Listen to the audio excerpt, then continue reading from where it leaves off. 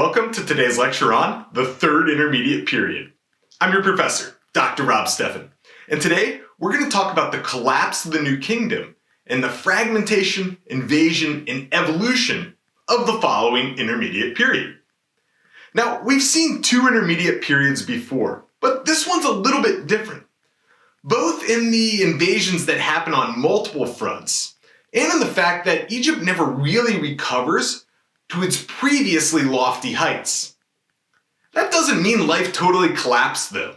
Everyday culture went on, more or less as normal for a lot of the population. And Egypt continued under pharaonic rule for centuries after the period ended. So whether you're looking to avoid an outside invasion or simply want to conquer and rule, journey with me as we investigate the Third Intermediate Period.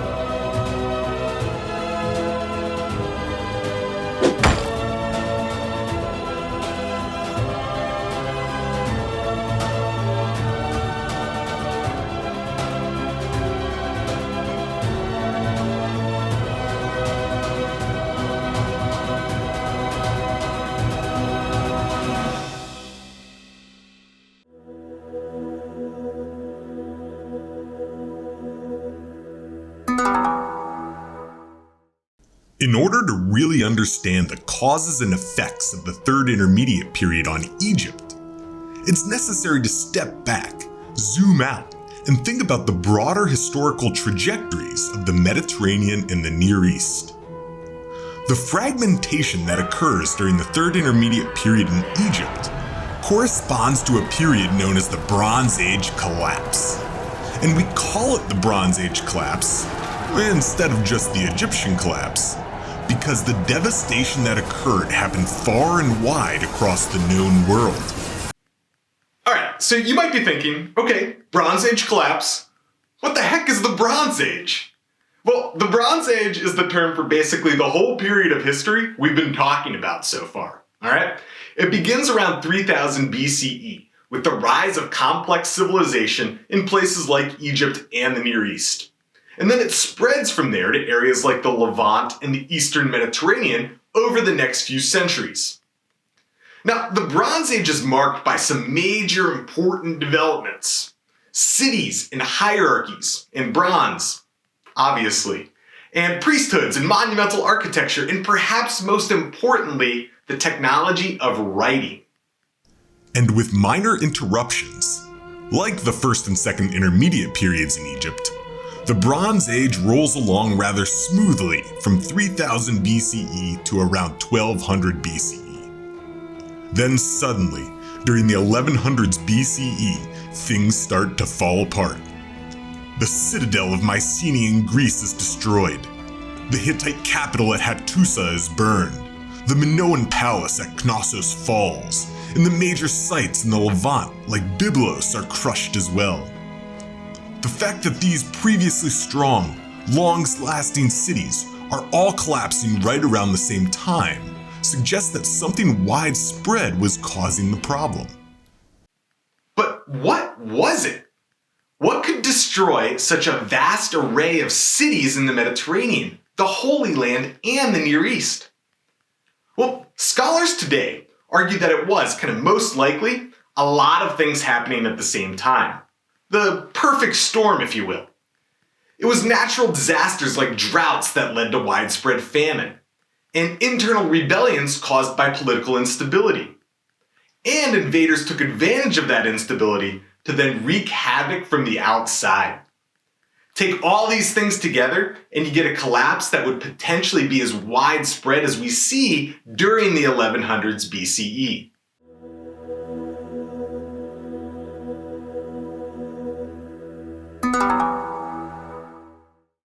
This set of diverse, interrelated explanations is relatively new, however. For a long time, scholars looked to Egypt for the answer, in large part because it seems as though Egypt faced the same pressures, but was eventually able to overcome the problem.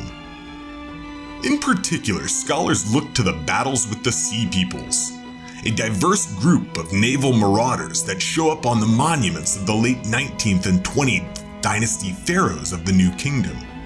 Because even though the Egyptians consistently claim victory over the Sea Peoples, they devolve fairly quickly into the Third Intermediate Period after those battles. Now, the evidence for the Sea Peoples is pretty fragmentary. Ramses the Great in the 13th century BCE talks of the Sherded, who some associate with Sardinians, a group of naval invaders that he lures into the Nile Delta and then attacks and defeats by springing a trap from both sides. The pharaoh Merenptah, the successor of Ramses the Great, talks of his battle against a group he calls the Nine Bows in the western Nile Delta, with further details kind of suggesting that these include the Libyans as well as the Shekelesh, who some associate with Sicilians. Shortly afterwards, the pharaoh Ramses III provides perhaps like the best narrative on his mortuary temple at Medinet Habu. Ramses III mentions the Shekelesh, the Denyen, the Peliset, the Checker, and more. And he says that he was able to defeat all of them, even though they had conquered the Hittites, the Mesopotamians, the Amorites, and the Arzawa. So by mentioning their power, Ramses III is actually mentioning his own strength over them. But outside invasions weren't the only thing that brought the New Kingdom in Egypt to an end. Within the confines of Egypt, the pharaohs were coming into conflict with the priests of Amun. Politics and religion were fracturing. This led to the priests of Amun, centered in Thebes in Upper Egypt, to gain great economic power, eventually gaining control of more land than even the pharaoh himself. The pharaohs, meanwhile, were ruling in Lower Egypt at Pi-Ramessey, founded by Ramses the Great. But as the 19th and 20th dynasties dragged on, their ability to control the entirety of Egypt began to dwindle. So the end of the New Kingdom and the start of the Third Intermediate Period, which lasted from 1069 BCE to 664 BCE, more than twice as long as either of the other intermediate periods, by the way, was the result of both external invasion with the attack of the Sea Peoples and internal strife with the power struggle between the priests of Amun in the south and the ruling pharaohs in the north.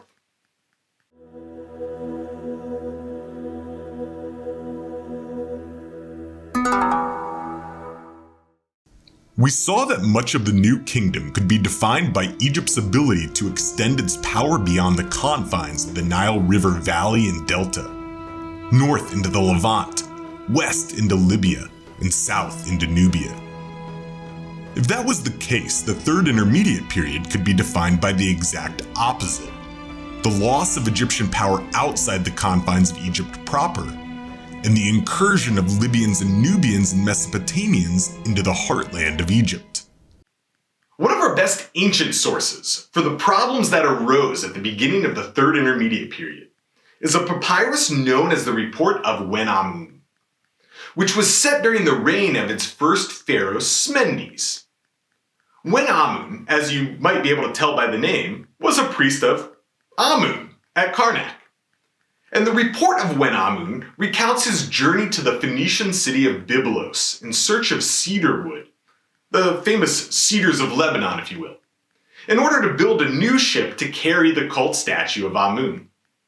Wen-Amun's journey does not go well.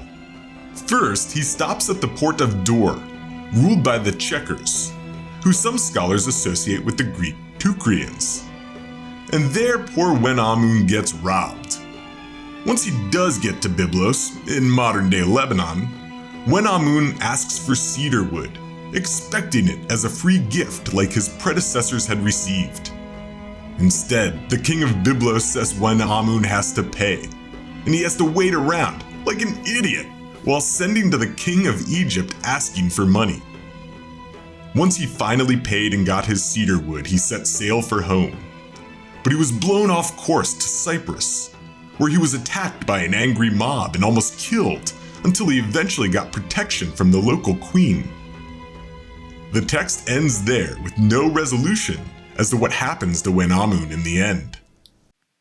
Egyptologists debate all sorts of things about this document. When it was originally composed, whether it represents historical fact or literary fiction, and whether it was meant to end where it did, or whether we're missing the original ending. What is clear, however, is that this shows how much Egypt had fallen in the international scene. Whether he was a real dude or not, Wenamun is a symbol for Egypt's lack of power abroad.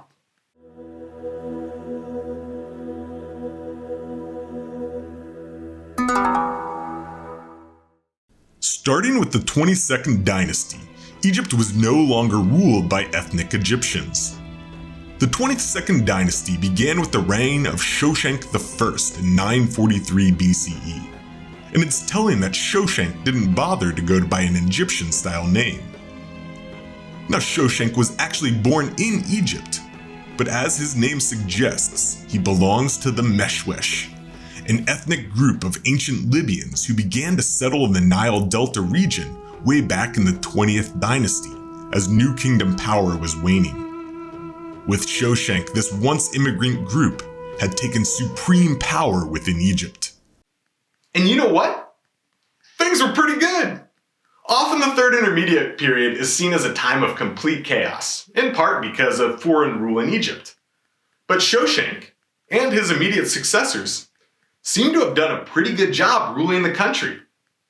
So he got rid of hereditary power in the priesthood of Amun, limiting the power that priests of those priests, which caused such chaos at the end of the New Kingdom. And he also reasserted military and economic strength throughout Egypt. But Shoshenq's reforms and revitalization were not to last. By the middle of the dynasty, royal power was splintering once again. After the death of Osorkon II, at the beginning of the 9th century BCE, Egypt fractured, and the regionalism that defined the First and Second Intermediate periods emerged once again. This time on an even more severe scale. First, Lower Egypt split with Upper Egypt. Then regional powerhouses at Heracleopolis, Hermopolis, Memphis, Tanis, and Sais all promoted their own leaders in independence from any other king. So this period is really complicated to keep track of. The 21st dynasty was native Egyptians ruling. The 22nd dynasty was the Libyan Meshwesh led by Shoshenq, which eventually had its power limited to just Lower Egypt in the north. The 23rd dynasty consisted of another Libyan group of kings, this time ruling in Middle and Upper Egypt in the south. 24th dynasty consisted of two measly kings, each of whom ruled less than 10 years, and the 25th dynasty was a completely different culture.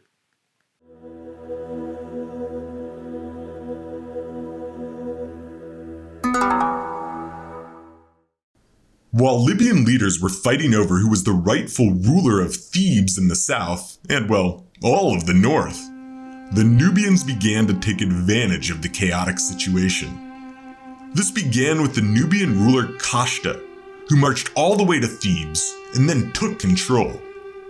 His successor, the Nubian king Piye, founded the 25th dynasty in 744 BCE. Now, the Nubians were in love with Amun, and Piye added to the temple of Amun at Karnak, as well as restored other shrines to Amun, and eventually marched north to take his message of Amun's supremacy to the rulers of Lower Egypt.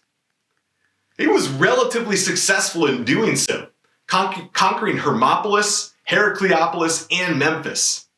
But the rulers of the deep delta never came under Piye's rule. But as the 25th dynasty went on, Piye's successor was indeed able to conquer all of Upper and Lower Egypt, and thus the largest contiguous empire since the middle of the New Kingdom had been put back together. Shabaka, the third Nubian ruler of the 25th dynasty, took the title of High Priest of Amun, reuniting ultimate political and religious power within a single person. And his successor, Taharqa, started trying to expand Egypt's power into the Levant and the Near East once again. It didn't work, and it eventually brought down the wrath of the Assyrian Empire. But for a time, Egypt under Nubian rule was exerting authority outside its traditional homeland. One of the cool practices that comes back to life during the Nubian rule of Egypt is the practice of the pyramids. Nubian kings built their tombs as pyramids back in their homeland in what's modern-day Sudan. And these pyramids echoed the grandeur of the Old Kingdom, but they were built on a vastly smaller scale. The largest was that of Taharqa, which reached a height of 150 feet, which if you'll recall is like more than 300 feet shorter than Khufu's Great Pyramid at Giza. You'll also notice that the pyramids have a slightly different look. In addition to being smaller, they are also much steeper than the pyramids of the Old Kingdom. Now, these pyramids are still being excavated today, and the finds coming out from them suggest that the Nubian 25th dynasty was certainly prosperous by any definition of the word.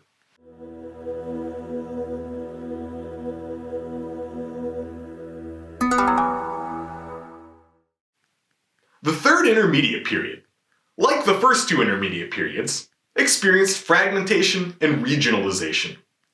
Libyan kings ruled in the north, and multiple different Libyan rulers argued about who should rule in the south.